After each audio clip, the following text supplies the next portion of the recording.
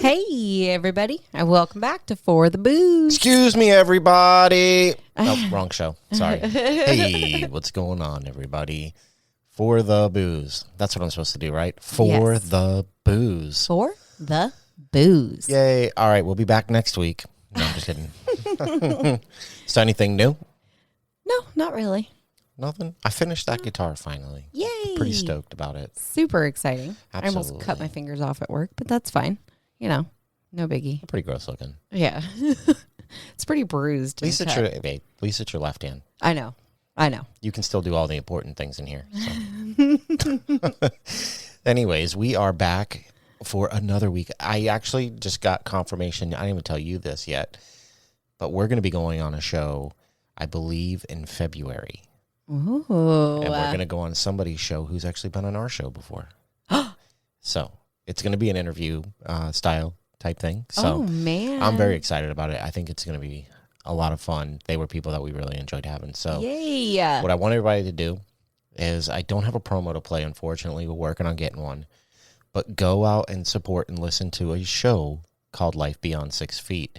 It was actually the RKB Paranormal guys started a podcast. What? And it's actually really good. And they do interviews with paranormal investigators. Super cool. They've actually had some pretty noteworthy people on there. Wow. So I would suggest, if you are into the paranormal, you go check them guys out. Oh, good for them. And they're super nice. You know, they're great guys. So they were super cool. go support them. Go support them and check it out. As soon as I get a promo, I'm going to put it on here.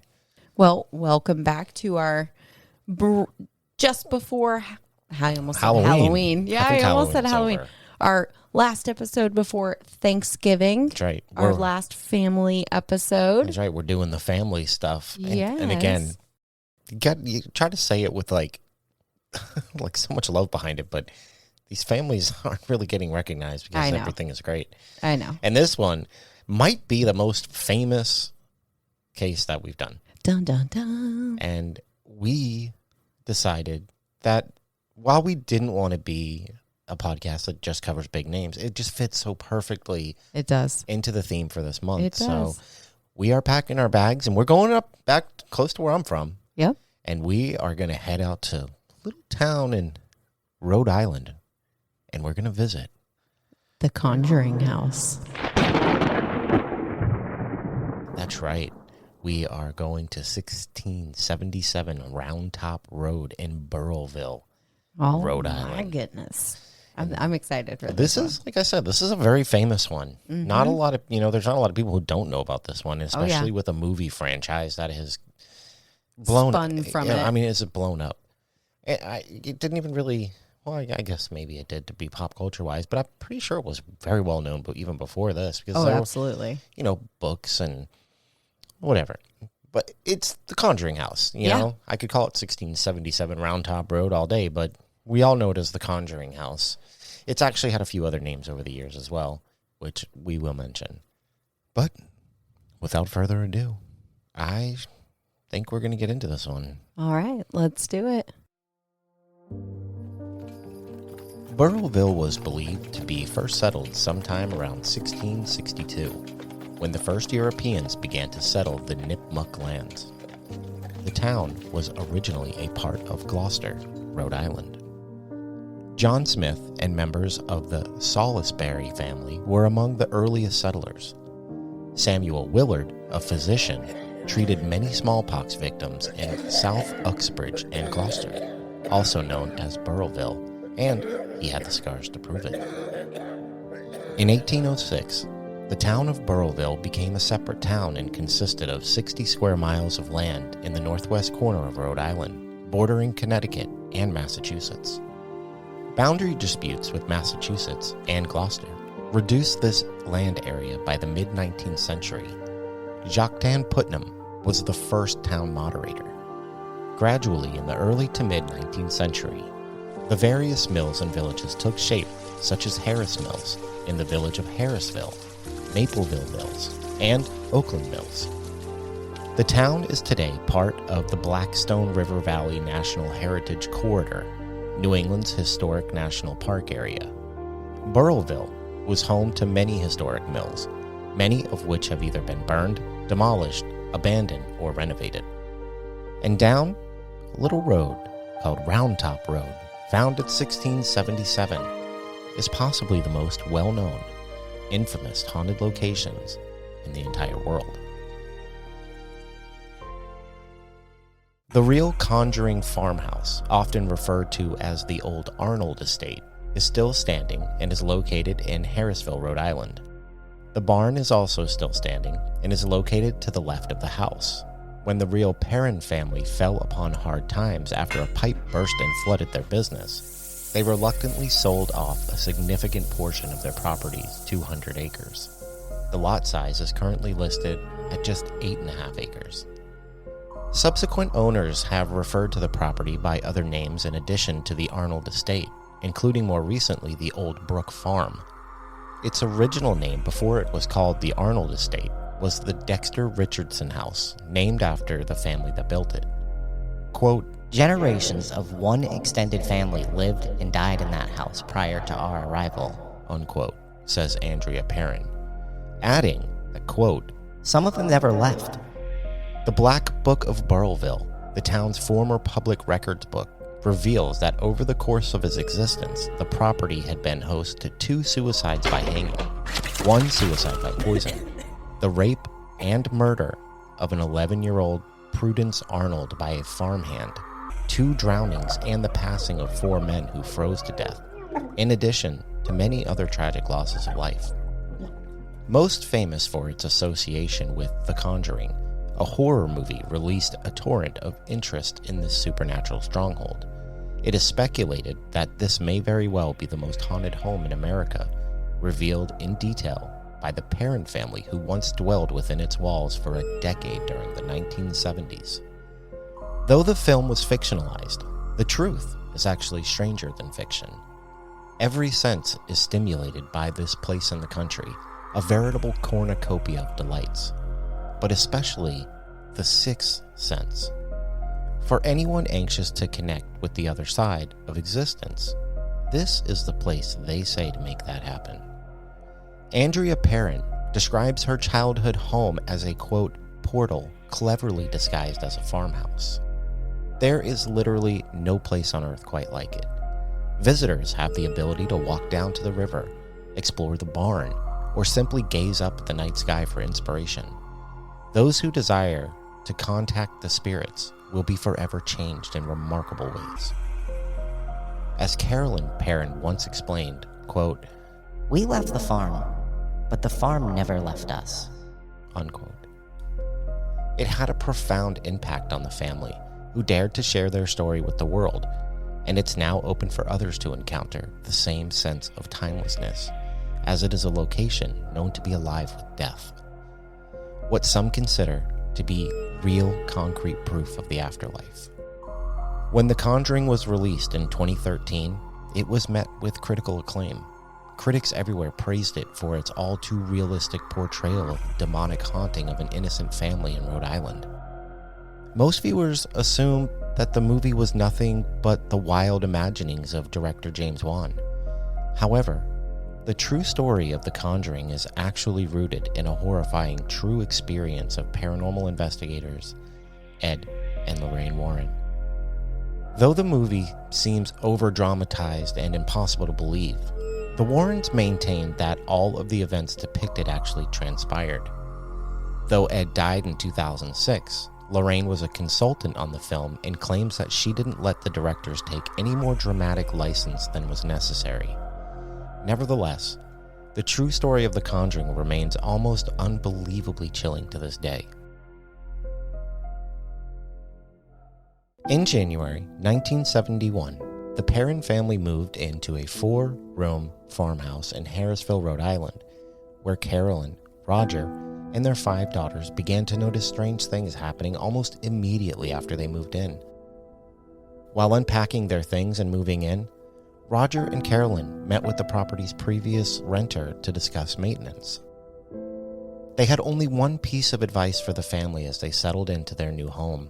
Quote, for the sake of your family, leave the lights on at night. Unquote. Not the sort of thing you want to hear when moving into a new house, but rural living can be a bit strange. Perhaps this advice was less sinister than it sounded, intended to keep wild animals away from the house or protect against burglars. The girls loved the farm, finding it to be heaven on earth for a group of active kids who wanted nothing more than to clamber over the stone walls all around the property and climb every tree in sight. There were plenty to choose from. Carolyn and Roger were ready to leave the suburb life behind for something more peaceful, and the girls were ready to live on the biggest playground they had ever known. On move-in day, as they were all carrying boxes inside, the girls saw a man they did not recognize. Another family had been helping them move in, so they brushed it off, assuming he had just gone previously unnoticed. But as members of the family left and the day wore on, they realized that he was still there. He was not threatening to them or creepy in any way. There were no clanking chains or hollow eyes or bloodstained clothes. He was just an ordinary man, and they likely would have forgotten about him entirely if it hadn't been for what Nancy saw. While she was alone, Nancy looked up to see the man vanish into thin air. This was the first clue, innocent though it was, that they were carrying their belongings into a haunted home. As soon as they all settled in and boxes were unpacked, every last dish put into the cabinet, and the toys in each child's room, spirits began to make themselves known. Now it started small. Carolyn would notice that the broom went missing or seemed to move from place to place on its own. She would hear the sound of something scraping against the kettle in the kitchen when no one was in there. She'd find small piles of dirt in the center of a newly cleaned kitchen floor. Cindy went downstairs for a little while, and upon returning to her bedroom, found that her beloved Little People toy set had been moved from where she left it. Instead of spreading out for her to play with, all the pieces had been shoved underneath her bed. Naturally, she suspected her sisters and approached each one of them to ask them why they had moved her toy set. Each one insisted that she had not done anything, but that was impossible. There was no one else in the house who could have done it. As the other girls had toys go missing too, the finger pointing inevitably started. The 5 sisters had always been a tight-knit group, but now their relationship was tinged with suspicion. Toys continued to go missing from their bedrooms, appearing outside, in other rooms, or out in the barn. And finally, unable to take it anymore, Carolyn sat all the girls down and told them to stop fighting with each other. Quote, "Your father and I moved mountains to buy this property so that you could have a wonderful place to live. You've got more than most children on this planet. This stops now," Carolyn would tell the girls. The lecture snapped them out of it, and they realized that there was another possibility. There was someone, or something, in the house that was moving their things around. It was then they realized they were sharing their house with something else, and the girls began to notice spirits around the house, though for the most part, they were harmless. There were a few, however, that were angry. Carolyn allegedly researched the history of the home and discovered that it had been in the same family for 8 generations, and that many of them had died under mysterious or horrible circumstances. Several of the children had drowned in the nearby creek. One was murdered, and a few of them hanged themselves in the attic. The spirit that was depicted in the film, Bathsheba, was allegedly the worst of them all. The family's connection to the spirit of Bathsheba Sherman came at the suggestion of paranormal investigators Ed and Lorraine Warren.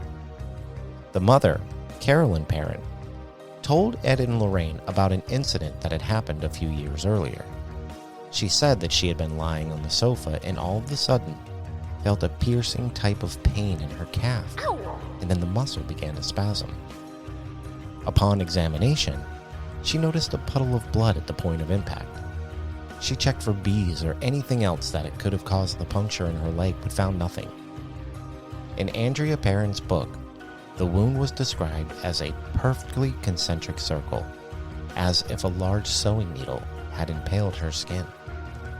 When Carolyn told Ed and Lorraine Warren this history in conjunction with the tale of Bathsheba Sherman, who had been suspected of killing an infant with a knitting needle, Lorraine suggested that Bathsheba Sherman could have taken the needle with her to the afterlife and used it to stab Carolyn in the calf. From that point on, Lorraine Warren referred to the demonic presence in the Perron house as, quote, Bathsheba. Quote, whoever the spirit was, she perceived herself to be the mistress of the house, and she resented the competition that my mother posed for that position, unquote, said Andrea Perron, the oldest of the 5 girls. It turns out there was actually a real person named Bathsheba Sherman who lived on the Perron's property in the mid-1800s. She was rumored to have been a Satanist, and there was evidence that she had been involved in the death of a neighbor's child, though no real trial ever took place. She was buried in a nearby Baptist cemetery in downtown Harrisville. The parents truly believed that it was Bathsheba's spirit that was tormenting them. She was born Bathsheba Thayer in Rhode Island in 1812. She married a fellow Rhode Islander, Judson Sherman, in Thompson, Connecticut on March 10, 1844. The two were married by Vernon Stiles, a local justice of the peace. Bathsheba filled the role of housewife while her husband Judson worked as a farmer on their land. Fairly well off, Bathsheba and Judson had a son, Herbert L. Sherman, born when Bathsheba was approximately 37 years old in March of 1849. It is possible that they had 3 other children as well, all of whom did not survive past the age of 7, though no census records could be found to confirm these reports. The family also usually took in a boarder, most likely to help them on the farm. There is no hard evidence to support that Bathsheba Sherman was really a Satanist or a witch, only local legend and folklore. Having lived on a neighboring farm in the mid-1800s, suspicion grew when an infant mysteriously died in her care. When the baby was examined, it was determined that the mortal wound was caused by a large sewing needle that had been impaled at the base of the baby's skull. Though the townspeople believed that Bathsheba sacrificed the infant as an offering to the devil, due to insufficient evidence, a court found that she was innocent of any wrongdoing. Despite her name being cleared legally, the public was not convinced.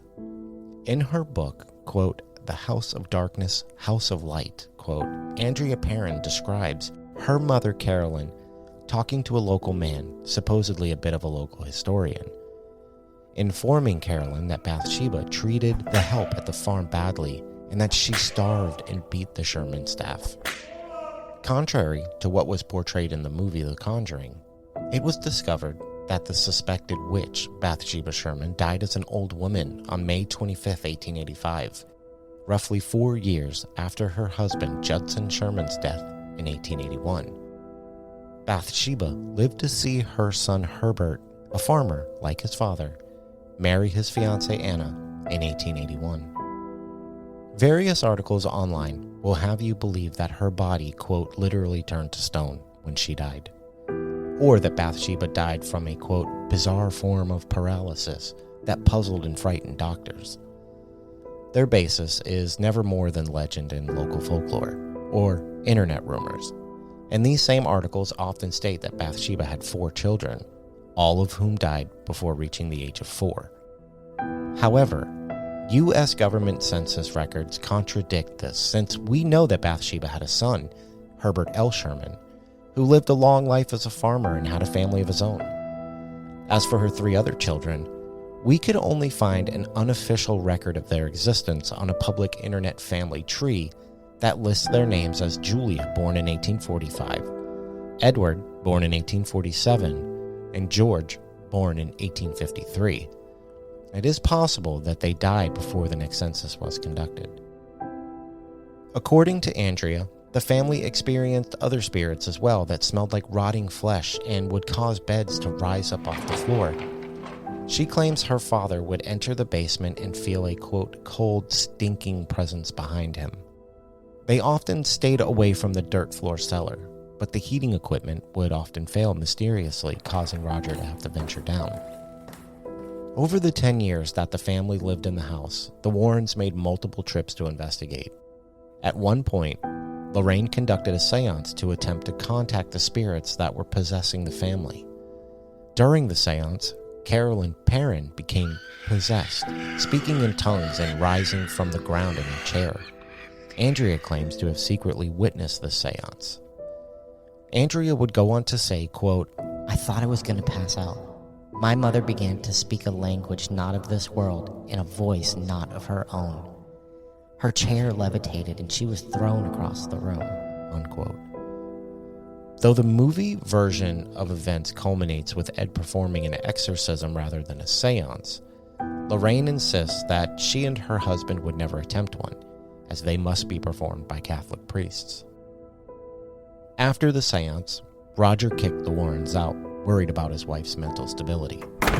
According to Andrea, the family continued to live in the house due to financial instability until they were able to move out in 1980, at which point the spirits were silenced and the haunting ceased. Much like the Amityville haunting, the Perron family home is also highly debated. For those who don't believe their story, Andrea Perron said, quote, People are free to believe whatever they want to believe, but I know what we experienced. Unquote.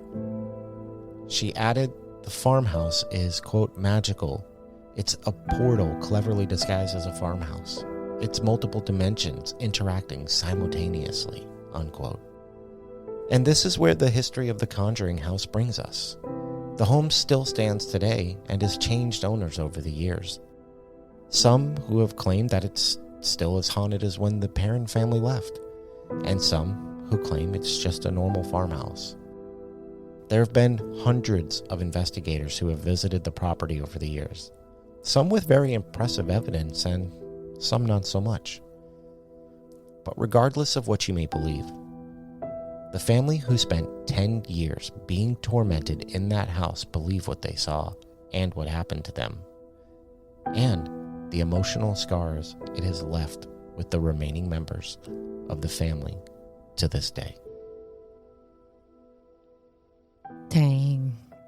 That was good. And that is the story of the Perrons and the Conjuring House.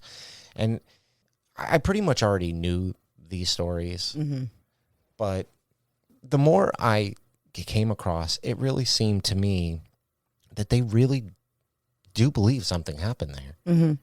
You know, it's hard to explain, but if she's trying to do it to basically sell her books or whatever, she's doing a good job. Like, she puts a lot of emotion behind it. Right. So, and correct me if I'm wrong, but I believe that the stories that she wrote came out far after, things happened at the house. Oh yeah. And I don't, she wrote the book as an adult. Right. Like an older lady adult. Yeah. And I don't see it, I don't know, being like a money grab or something like that. I think she actually just wanted to tell her story of what happened. I think, I'm not going to get into what we think. This isn't the time for that. We do that at the end. I'm not giving that away yet. I do have feelings one way or another about this that I will talk about at the end. But there was just so much that happened, or so much that allegedly happened at this house.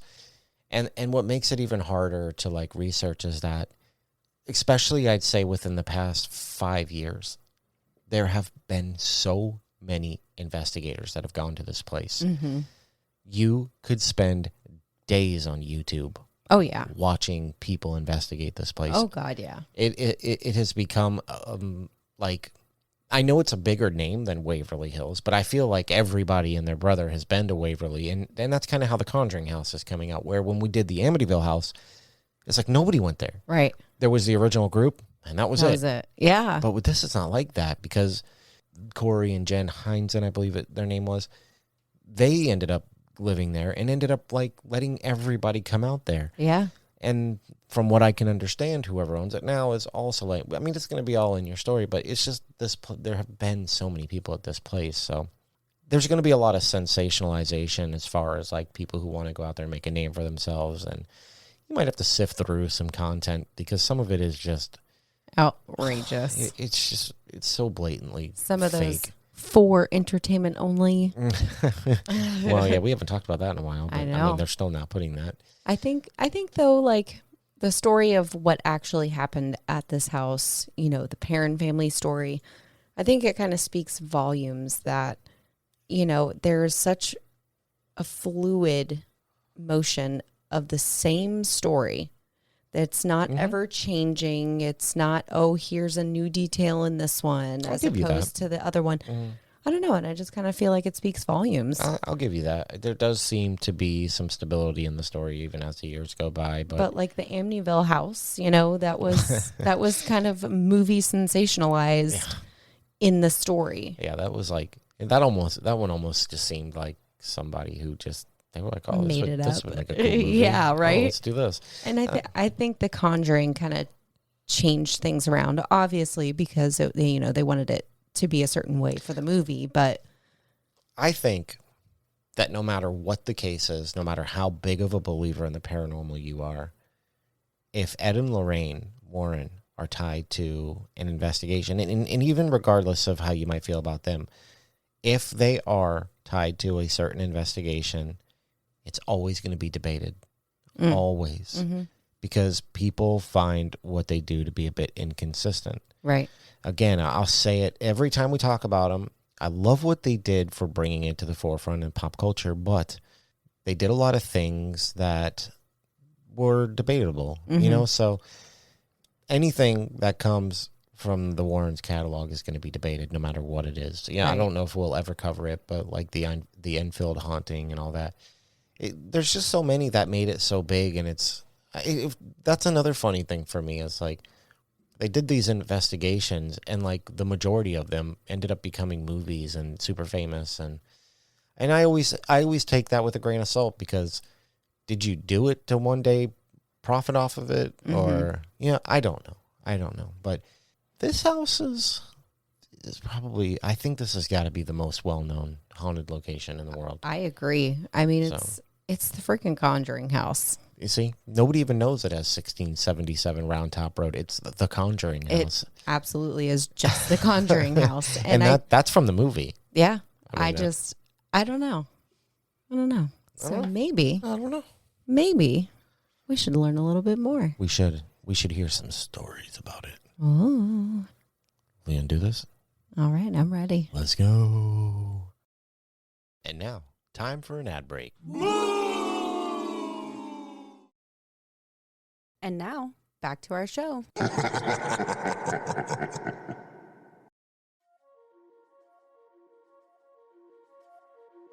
Andrea Perron, who currently lives in Georgia with her mother, Carolyn, is happy to return to the state where it all began. She referred to Rhode Island as the, quote, gem in the crown that we call the U.S. The movie The Conjuring was not based on Perron's 2 books, but rather from the stories that both the family and Lorraine Warren shared with New Line Cinema. Her books, however, are full chronicles of the events that occurred. Andrea said the film doesn't use any singular scene that she revealed, but rather combines bits and pieces of information from aspects of the film she said were, quote, patently untrue. Perron went on to say, quote, there was no exorcism. It was a seance that went very wrong. What they portrayed in the film was not what happened. It was scarier. It was the most terrifying night of my life. End quote. On that night, the Warrens arrived at the house with a medium. Andrea and her younger sister Cindy hid nearby and watched as the medium conjured up a spirit who attacked their mother, Carolyn. She was picked up and thrown into another room, her body slamming to the ground. The Warrens believed Carolyn was possessed. Perron suspects the medium opened a door that she couldn't close. Her mother, she said, most likely had a concussion from the incident. and took a long time to, quote, come out of the condition she was in. She was utterly drained and in pain. end quote. The dark presence who attacked and haunted Carolyn often was thought to be Bathsheba Sherman, according to the Warrens.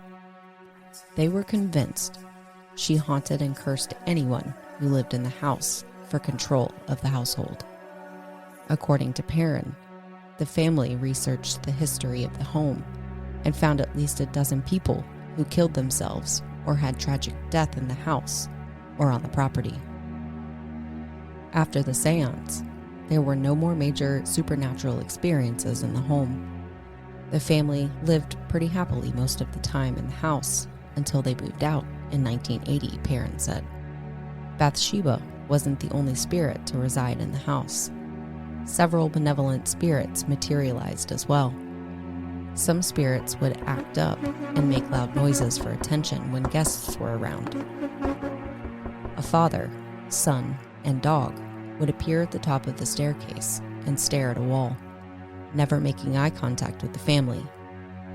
April, the youngest daughter, made friends with the spirit that resided in her closet named Oliver Richardson. He was her secret friend, and she did not tell the Warrens about him in fear that he may disappear. Quote, for the most part, we did get used to it, Andrea said of the spirit presence. She said she even caught sight of a spirit who was the spitting image of herself as an old woman dressed in 17th century attire. Quote, it means we can seriously consider reincarnation or living in multiple dimensions, she said. Another time, Carolyn spotted two men seated in the dining room. One man recognized her presence. He then got the other man's attention and pointed towards her. Andrea said, quote, to them, she was a ghost. I always considered the house a portal, but not only a portal to the past, but to the future. End quote. It took 30 years for Andrea Perron to sit down and share her family story. The book writing process and movie release have been an emotional upheaval for her family, as they found it hard to relive each moment. It has been many years since the Perron family has left the farmhouse behind. Not long ago, Corey and Jennifer Heinzen moved into the home. They've seen bright flashes of light in a room without electricity, heard a creepy girl's voice coming from nowhere, and listened to unexplained footsteps and knocks. It's so frightening that Corey says he doesn't like staying in the nearly 200-year-old Rhode Island farmhouse alone, saying, quote, there's doors opening, footsteps and knocks. I have a hard time staying there by myself. I don't have the feeling of anything evil, but it's very busy. You can tell there's a lot of things going on. End quote.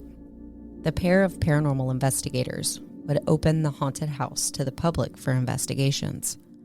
The ghost hunting family even set up 24/7 surveillance cameras to document and investigate any supernatural events.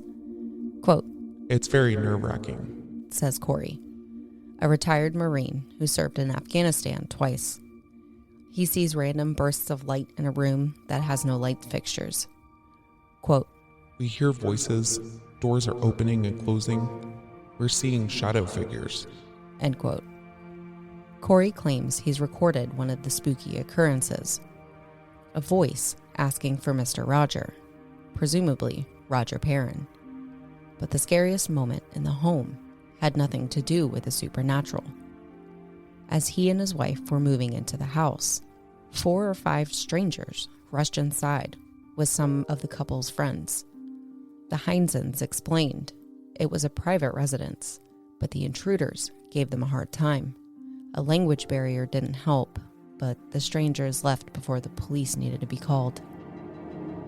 Trespassers were such a problem after the movie was released that the home's previous owners wound up suing Warner Brothers in 2015. The suit alleged Norma Sutcliffe and Gerald Helfrich, who bought the farmhouse in 1987, dealt with, quote, threats of physical violence and harm, sleepless nights, and worry that one day one of the many trespassers would commit an act of destruction, violence, or harm. Typical chores at home are certainly a bother, but imagine doing them in one of the world's most famous haunted homes. A TikTok video from the spooky and recently sold Rhode Island home that inspired the 2013 horror film The Conjuring has gone viral for showing these pesky spirits can get in the way. Madison Heinzen, the daughter of the home's former owners, who works at the property leading tours and selling merchandise, has 1.3 million followers on the popular app and shows them exactly how some jobs can quickly go wrong there. The 9-second clip, which got 1.1 million likes and more than 7 million views since it was posted in June, shows Madison doing her work in one of the bedrooms when a Raggedy Ann doll, perched upright in a chair across the room with nothing else around it, suddenly topples over. The footage is recorded from a security camera feed, and as the doll slumps, she seems to take a few steps back in utter shock. However, the bulk of replies in the video comes from skeptics, who mentioned in their own comments that the fall wasn't the work of a ghost, but that of gravity. Still, others sought to make it clear exactly where the video was filmed. Located at 1677 Round Top Road in Burrillville, the farmhouse was once the home of the Perron family, who lived there in the 1970s, and whose creepy accounts formed the basis of The Conjuring, now a large franchise of horror movies. Carolyn and Roger Perron resided there with their 5 daughters and noticed early morning beds shaking, a broom moving by itself from place to place, and the smell of rotting flesh. The family bought the home from a seller who didn't disclose the unfortunate history of rape, murder, and suicide at the property. Madison's parents, paranormal investigators Jen and Corey Heinzen, bought the home for $439,000 in 2019, and following their purchase, also had their own paranormal encounters. While spending months keeping to one downstairs room as a means of showing respect for the otherworldly presence inside, they noticed an all-black apparition peeking in at them from the bedroom's doorway. They've additionally heard footsteps and knocks and have seen unexplainable lights flashing. Madison said, quote, I was eating dinner by myself and I saw someone run by me. I caught it by the left corner of my eye, and all I saw was a veil and a skirt, and it just vanished into thin air. This had all happened in a span of 3 seconds, and I just sat there in complete disbelief, not knowing what to do. End quote. The Heinzens listed the home for $1.2 million in late 2021. It sold in the spring of 2022 for $1.52 million, 27% above its asking price, to the new owner, a Boston real estate developer named Jacqueline Nunez, who was one of more than 10 offers to buy the house. Despite the overall spooky atmosphere, Madison also keeps running the house's operations and sleeps there 1 week every month. Another one of her viral clips, posted in late July, shows a day in the life working there, including mopping floors, checking the security cameras, and taking inventory of merchandise. In August 2020, Paranormal Files would go and visit the Conjuring House for themselves.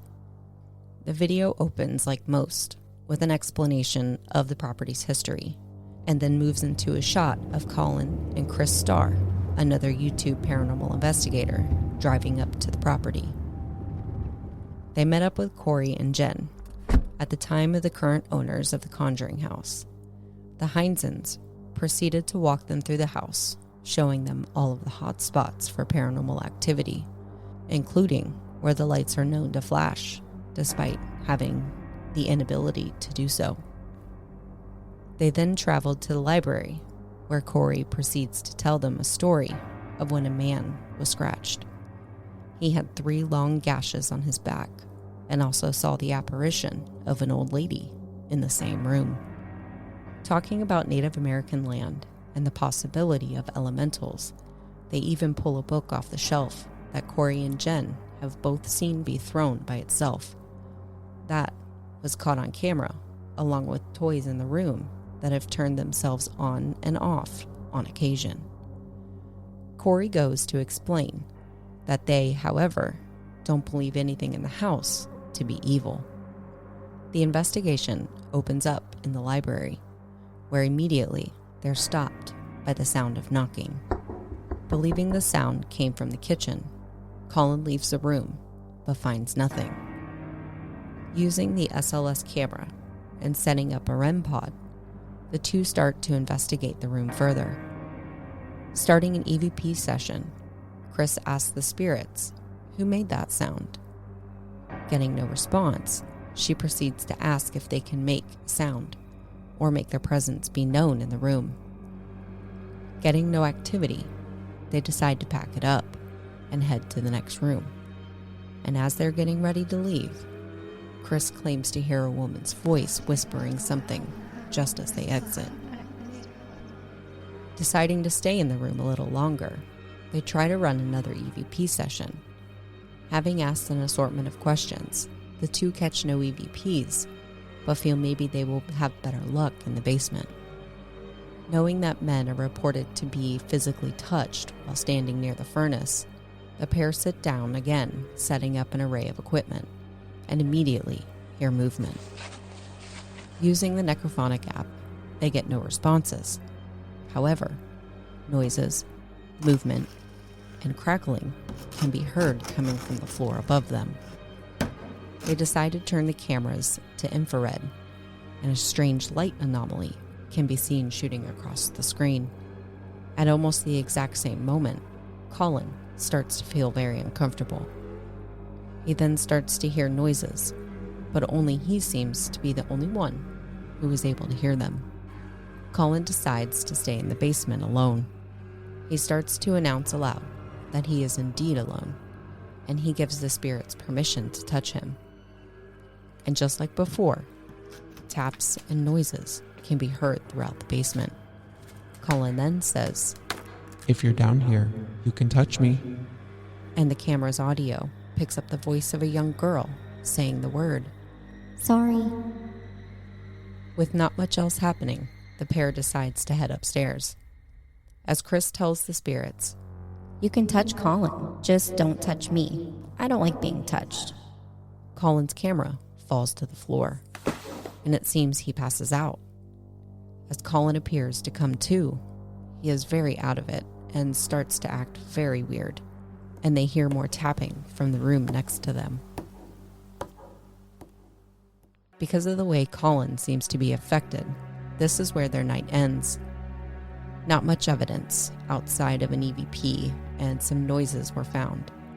But this is just one of the countless and many, many investigation teams that have visited the Conjuring House. There's been some of the most impressive evidence, and some who have gathered no evidence.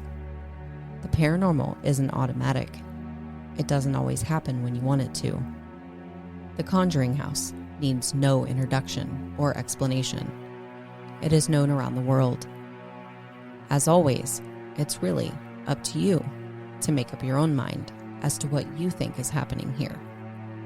There's a lot of stories, a lot of dark history, and a lot of folklore wrapped up in this one small location. However, 50 years later, and the remaining Perron family members stand by their story of what happened to them while they called this house their home. But if you're up to the task, take a trip to Rhode Island and book an investigation for yourself. Head down to the basement and see if you can contact the Crooked Neck Lady, or maybe even Bathsheba herself. Many things have been seen, and many spirits have been having encounters for so long here, it may seem like too much.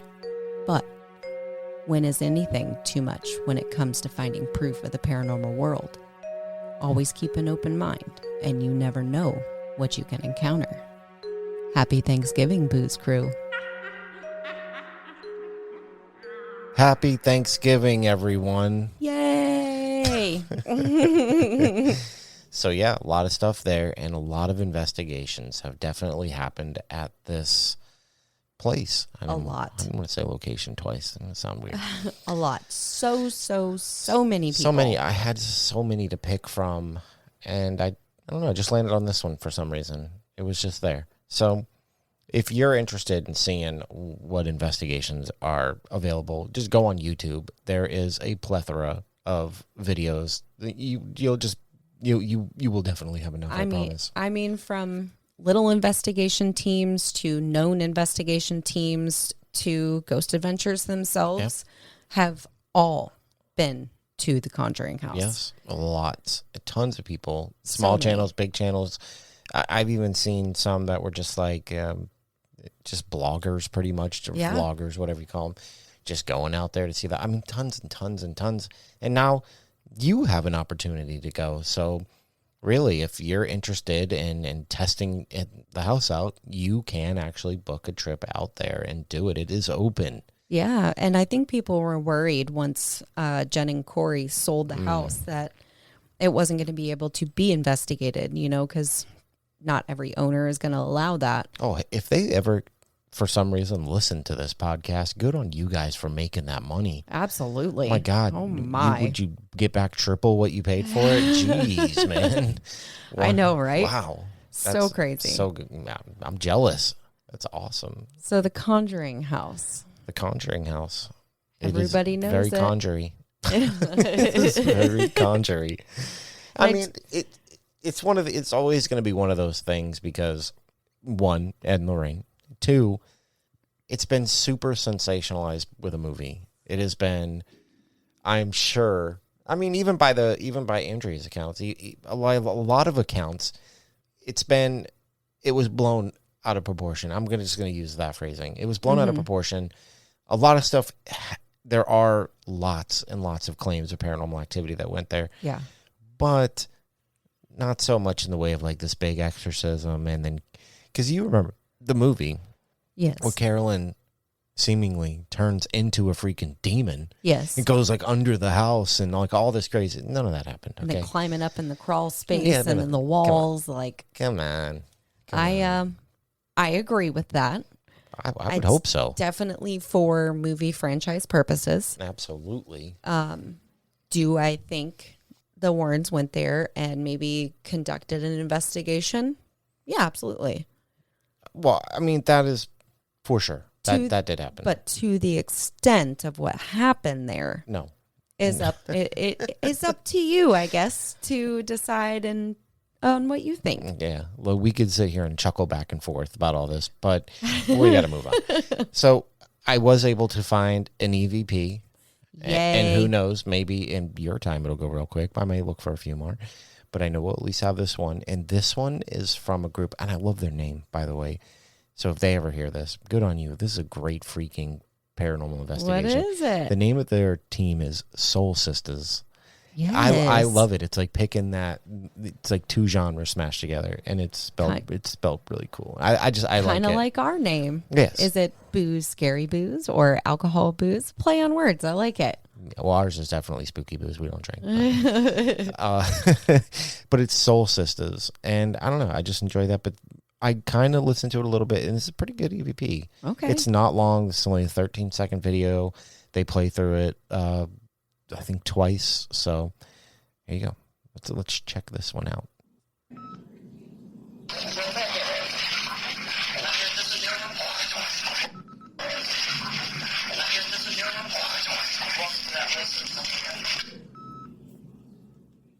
So could you hear it? I could hear it. To me, it sounded almost like walk away or something. It's something like that. Oh wait, there is actually a description here of what they say. It says a man says, "Watch it, watch your way." Watch your way. Yeah, it does sound like that. Yeah, for sure. What does that mean? I don't know. Watch your way. I don't know. I don't. Was maybe someone about to run into something and they were like, "Hey, watch out." That's a good possibility, actually. now that you say that. It's definitely weird. That was clear. Very clear. Yeah, I mean there was a lot of like beeping right before it, so you're like, okay, but that was a good one. I like that. Yeah, it was very. You don't hear a lot of them that are that loud, Mm-hmm. and that one was. It had some volume to it. Yeah, it was like it was right up on the microphone. I'm looking for more. Okay, so we found another one. This is from Beyond the Grave Paranormal. Ooh, another Both good both name. of these have come from Facebook. Nice. Facebook is a fountain of information. I have not listened to this. This is about 30 seconds long, and it says an EVP that happens, and it's. Yeah, I'm not going to tell you. I want to see if you can tell me what it says. Okay, let's do it. But let's let it roll. Remember when the girls were living up here? It was their rooms up here? Do you remember any of their names? Do you remember Andrea? How many girls used to sleep up here? Can you tell us why you're still here? Let's do it one more time. Remember when the girls were living up here? It was their rooms up here? Do you remember any of their names? Do you remember Andrea? How many girls used to sleep up here? Can you tell us why you're still here? So she's asking. That just wasn't very good. Quality. Yeah, Well, it's good sound. quality, but what they were saying is, do you remember like the Perron girls living there? How many of them Slept up here. up here? And did you catch It the number? sounded like a number. It is a number. Yeah. It says 7 of them. 7? It says 7 of them. Ooh. Just like that. 7 of them. It's a good one. You might have That's to, a good one, you might have to too. crank your volume a little bit on your listening device to hear it, but it's a pretty good one. Yeah, I mean, there's a good one. some good stuff coming out of this place. I want to find one more so bad. Okay, so this is going to be the last one I play. Now, I'm going to play the audio on here for everybody, but I actually want you to watch this. Okay. The caption, this is from The Dark Zone, but this is actually Jen and Corey Heinzen, and I believe they're on like a Skype call or something like that to another paranormal investigator. And it says, I'm going to read you the description so Okay. you know what you're looking for. It says, did we capture a shadow person? Look over Jennifer's left shoulder and tell us what you see. Ooh. So I'm going to play it, and I want you to tell me what you see. All right. One thing about Corey and Jennifer. There's a lot of things about Corey and Jennifer. Well, what's they're one thing, Pete? wonderful people. Wonderful. Feel Did you that say you that? are- Yeah, thing I about did see Corey that. And Jennifer. There's a lot of things about Corey and Jennifer. Wow. Well, what's one thing, Pete? Wonderful Whoa. people. Wonderful. Feel that you One are. thing Okay, one about more time. Corey and Jennifer. There's a lot of things about Corey and Jennifer. Oh Well, my what's God. one It thing? was literally like a whole person, and you see their whole half of their body leaning out behind them on a wall that's directly behind them. Yeah, it's super cool. So crazy. So, yeah, I mean, there is quite a bit of evidence that has happened here. All right, maybe one more. Maybe we'll do one more. Okay. I'm starting to find some now, so now I'm getting excited. I like doing the EVPs on here. I know. I love it. Okay, now, this is from a group called Cape Cod Paranormal Consortium. And it says this was caught in the upstairs middle bedroom at the Conjuring House. I'll read the rest of it after. I want it because I always like to see if you can hear it. Okay. So it's about 13 seconds long. Say that again. Can you talk for us? So we know you're here.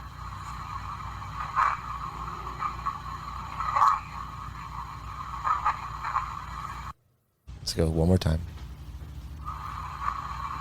Say that again. Can you talk for us? So we know you're here.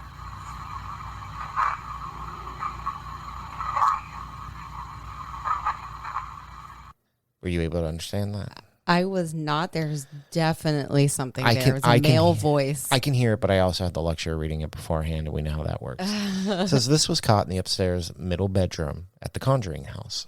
It sounds like an entity is telling us, quiet. After we ask, can you talk to us? Then we hear voices at the end, but we can't make out the words. Any help deciphering the end is appreciated. So go check that out. Wow. That's Cape Cod Paranormal Consortium. It was a really good clip. I heard it, but again, like I said, I had the privilege of reading it beforehand, so I could have been swayed a little bit. You always when you watch paranormal shows and Yes. you hear something, there's definitely something there. And as soon as they put the words on the screen, hear you're it. like, you yep. automatically. I'm sure there's a term for that, and I just can't think of it. But yeah, you could tell me it's a taco salad, I'd probably hear it. Yeah, right. But that's the Conjuring House. So The famous Conjuring House. it's super duper famous. Yes. But there's only one other thing to do with this now, and we have to ask each other.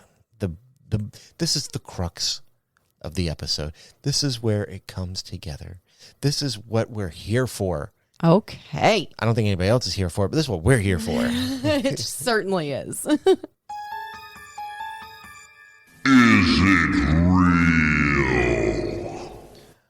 Well, Conjuring buddy Steve, I want to know the same thing. So, Megan, Yes. Mrs. Me, Yes. Mrs. Are You Real? I am. What- I'm right here. What do you think about the Conjuring House, the world famous Conjuring House? Just so you don't have to say it again. The world famous. I definitely believe that the Conjuring House is haunted. However, I don't believe the extent of the things that went on, like we talked about earlier, Carolyn actually becoming a demon and being possessed. And I mean, could she have been picked up and thrown across a room and that's what the girl saw? Maybe. But there, I think, is just so much evidence from their stories of, doors closing and just, seeing people or shadow figures and because all of those things that they saw still hold true today. Yeah.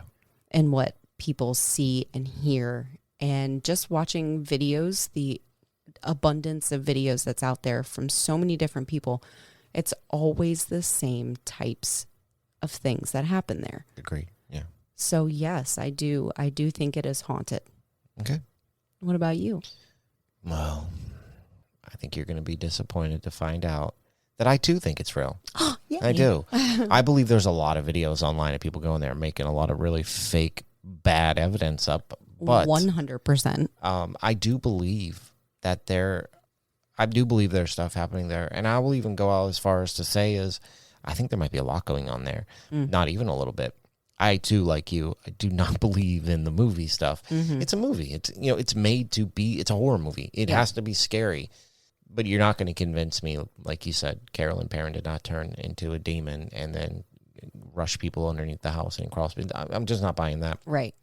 I don't know how much of the story in general I believe, even from, Andrea Perron's book, because she's still trying to sell a book. I'm not saying it's not real. I'm just trying to make a judgment call for myself. Mm-hmm. I see her on all kinds of things talking to people. So, Miss Perron, if you're out there and you'd like to come on and talk to us, I would love to have you on. Absolutely. I think it would be very, very awesome to talk to you about your experience there. But I do believe something's happening there. I mean, it's not like one of them decided it was haunted. Like, it's been pretty established, by the family that there was definitely something happening there. Yes. And I find it hard for me to say that because of my belief in Ed and Lorraine Warren. But I guess, to be kind of crude, the sun shines on a dog's ass, every now and then. It happens, a broken clock is right twice a day. So, yeah. And it's one of the places, it's like a Waverly Hills for me. I would love to visit. Oh, God, yes. And I'm from Massachusetts. I'm not that far from there. Mm-hmm. I would love to see it. I've been to Rhode Island a billion times. Yeah. And I would just love to visit this place. So, yeah. So I guess that means finally that it gets the big old seal of approval. So yeah, that's where we are. And while the month isn't quite out yet, this is more or less the end of the family haunted. We will have one more for you, and we're going to do one more family style one. I'm super excited to do it. Yay. It's one that I haven't heard a paranormal, content creator do yet. Oh. It is, but it is a very famous thing. But I don't know if it's been covered very much in the paranormal world, like in podcast form. I know that there have been videos about it, but you'll see. It'll be coming out next week. I'm excited. And just like you listeners, most of the time I'm in the dark until I pre-read my part on what we are doing. Well, it's cool though. So we get an honest reaction from you. You know? So I like that. Oh, I used to write my parts. Used to. A lot. Now I write them. But now I switched to full-time at work, and now Stephen works on all the parts, and they are still so very good. But yeah, I mean, this is it, and we had a lot of fun. I really like doing these kind of themed, like, months. Yes. Like when we have a reason to theme them. I mean, we'll have, Christmas coming up, so I might have something in mind for Christmas. Something up your sleeve. And then, maybe during the cold times we'll have some cold-timey stuff, and maybe during the summer we'll have some more summery stuff. I don't know yet, but I really do enjoy kind of theming. Maybe not theming, but making it pertain to the part of the year we're in. If you like that, let us know. It's always good to hear some feedback. I would love to know. So, what do you think?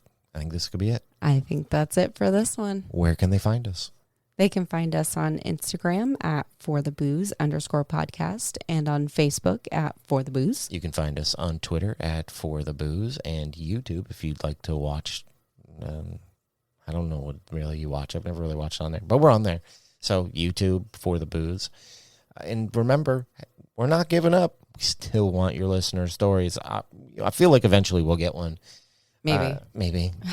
Or if you want to just send in a show suggestion or just to tell us, hey, you guys are doing a good job.